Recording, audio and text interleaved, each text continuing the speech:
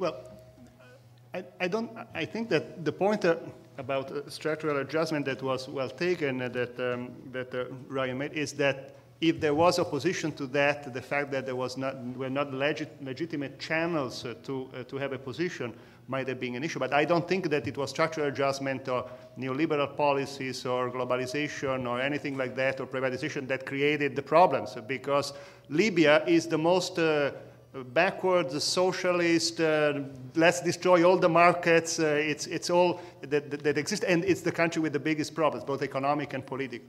So in fact, I would say that the fact that there have been some policy reforms in Egypt or in Tunisia might be something, even positive. But the real problem why a lot of the policies that were applied there didn't work, and why there is unemployment, structural unemployment, has much more to do with some more deeper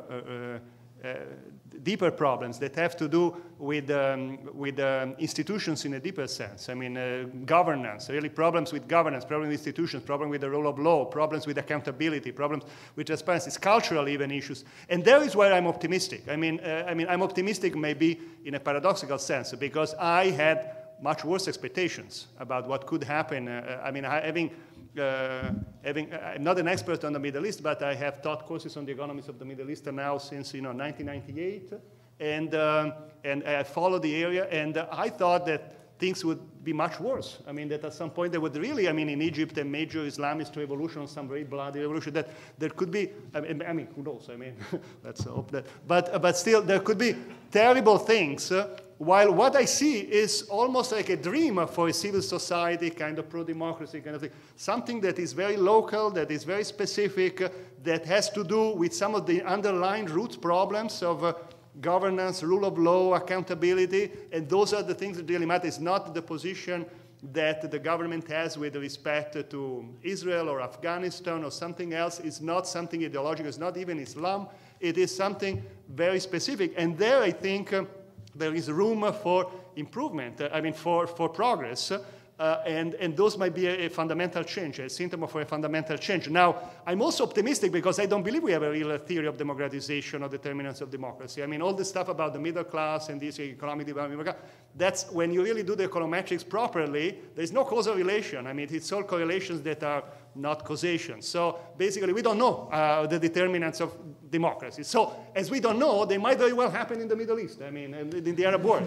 It does. So in that sense, it's not that you need to be, to go through stages, or that you need a particular middle class, something like that. That's all. Those things have all been discredited by empirical work. So I would say that in that sense, I'm optimistic.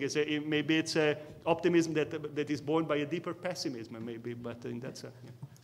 Rob, do you want to have one last word for the? No. Can I just say something please, briefly on you can have last economic policy? So yes, Libya is not exactly an example of structural adjustment, but I was noting that it's mostly the poorer countries of the region that have had structural adjustment policies. Still, you have a lot of the negative aspects of structural adjustment in Libya, in the sense that you have a very significantly unequal distribution of resources, et cetera, that usually comes about after structural adjustment, but in Libya's case came about through other means.